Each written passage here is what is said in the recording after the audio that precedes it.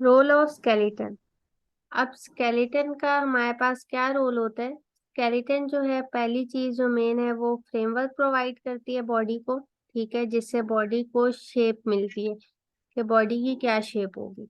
इसके अलावा दूसरी चीज, ये बॉडी को सपोर्ट करती है, मतलब बॉडी का जो वेट होता है ना, उसको सपोर्ट करती है।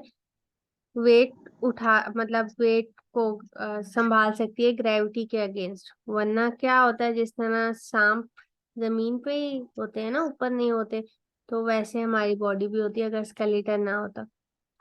With in the body the organs are attached to and suspended from the skeleton. आप कह रहे हैं कि बॉडी के अंदर ऑर्गन्स स्केलेटन से अटैच होते हैं, ठीक है।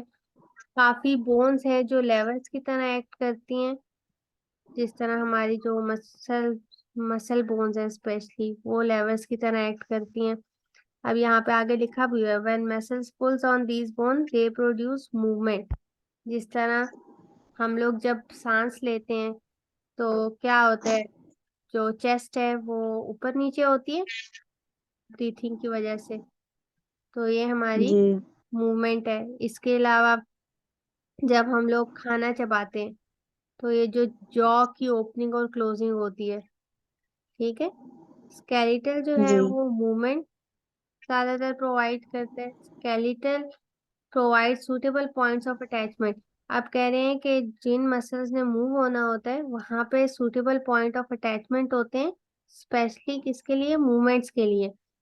जिस तरह अब ये हम लोग अभी पढ़ेंगे कि कौन कौन सी टाइप्स होती है जिस तरह हम मूव कर सकते हैं। लेकिन फिर भी अगर हम लोग देखें ना, तो मूवमेंट काफी स्पेसिफिक होती है। जिस तरह अगर हम सर की बात करें, तो सर को हम एक सर्टेन 180 डिग्री तक घुमा सकते हैं, उससे ज्यादा पीछे नहीं घुमा सकते। हैंड को हम फुल 360 डिग्री घुमा सकते हैं, ठीक है। जो हमारा ये वाला शोल्डर होता है, इसको भी हम कुछ हद तक घुमा सकते हैं। तो कितनी मूवमेंट होनी है, ये सारा कुछ जो है वो स्केलेटन कंट्रोल करता है, ठीक है। हार्ट और जी। लंग्स के अब जो हमारे सेंसिटिव ऑर्गन्स है, जिस तरह हार्ट हो गया या लंग्स हो गया, तो इसके इर्द गिर्द क्या होता है? रिब्स होती हैं। वो क्या बनाती हैं? एक प्रोटेक्टिव केज बनाया हुआ है उन्होंने, जिससे वो हमारे जो ऑर्गन्स है वो क्या रहते हैं? प्रोटेक्टेड रहते हैं। फिर इसके अलावा जो हमारे रेड ब्लड सेल्स हैं और बोन मैरो है, वो बोन्स के अंदर बनता है, और बोन्स स्केलेटन में ही होती हैं, तो इसलिए भी ये हमारे पास इम्पोर्टेंट है। अब ये सारे जो हैं वो फंक्शंस ऑफ स्केलेटन है कि स्केलेटन क्यों इम्पोर्टेंट है या स्केलेटन के क्या फंक्शंस हैं। बोन्स में इनऑर्गेनिक कैल्शियम और फास्फोरस सॉल्ट्स होते हैं।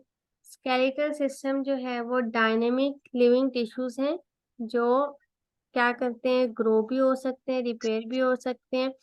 अगर कोई इंजरी हो जाती है, कोई हड्डी को नुकसान हो जाता है, तो वो खुद को रिपेयर और ग्रो कर सकते हैं, ठीक है। जी। अब हम देखते हैं कंपोनेंट्स ऑफ ह्यूमन स्केलेटन। अगर ह्यूमन स्केलेटन की बात करें तो ह्यूमन में 206 बोन्स होती हैं टोटल, ठीक है। अगर हम स्केलेटन को स्टडी करना चाहें तो हम दो में इसको डिवाइड कर देते हैं, एक एक्सियल स्केलेटन और एक एपेंडिकुलर स्केलेटन। एक्सियल स्केलेटन कौन सा होता है? जो सेंट्रल एक्सिस बनाता है बॉडी का, इसमें 80 बोन्स है। क्या क्या आता है इसमें? स्कल, जिसमें 8 क्रेनियल और 14 फेशियल बोन्स है, ठीक है। पहली चीज क्या है?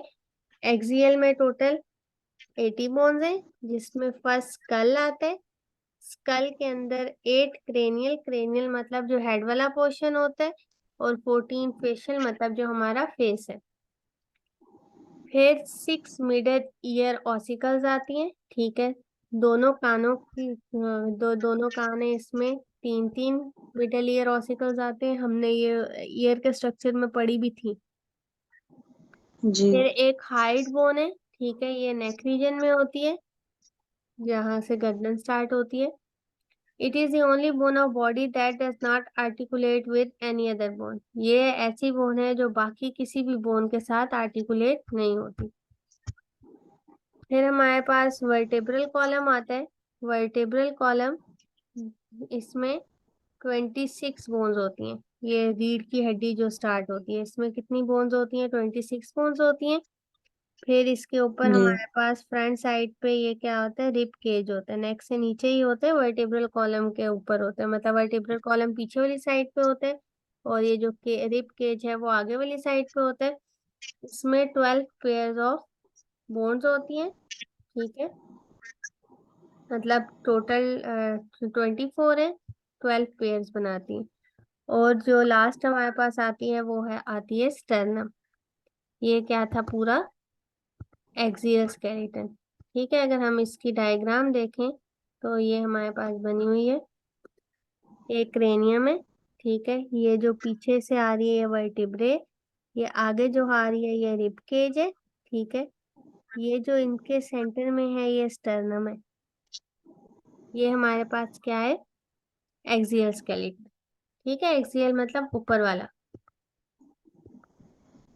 पेट से ऊपर ऊपर तक जो है वो एक्सियल में आता है, उसके नीचे जो है वो अपेंडिकुलर स्केलेटन। अपेंडिकुलर स्केलेटन में 126 बोन्स होती हैं, ठीक है, इसमें दो गिर्डल्स होते हैं, पेक्टोरल गिर्डल और पेल्विक गिर्डल।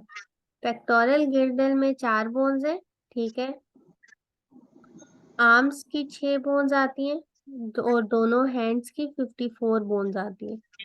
जबकि पेल्विक गिल्डर है, इसमें 2 बोन्स होती हैं, लेग्स की 6 बोन आती हैं और दोनों फीट की 54 बोन्स आती हैं। ठीक है, ये लेग है, ये फुट है, मतलब दोनों पाँव है, ठीक है, ये हैंड है, ये आर्म है। तो ये हमारे पास पिक्टोरिक गिल्डर और पेल्विक गिल्डर गिल्डल हो गया। अब्दुल्ला की कंट्रीब्यूशन ऑफ वेसेलियस।